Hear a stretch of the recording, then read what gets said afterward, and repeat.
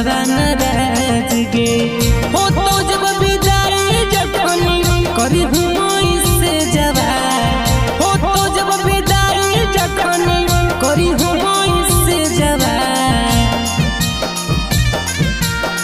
बजवा के आवाजवा से करे जवा बाटोगे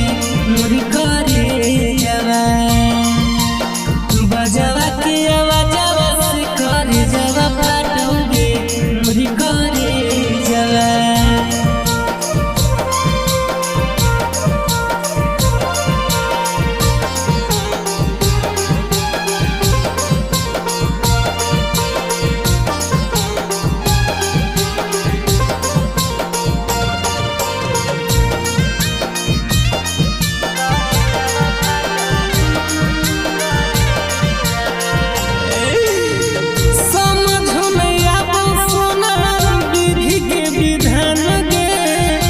पथरवा करी करी जावे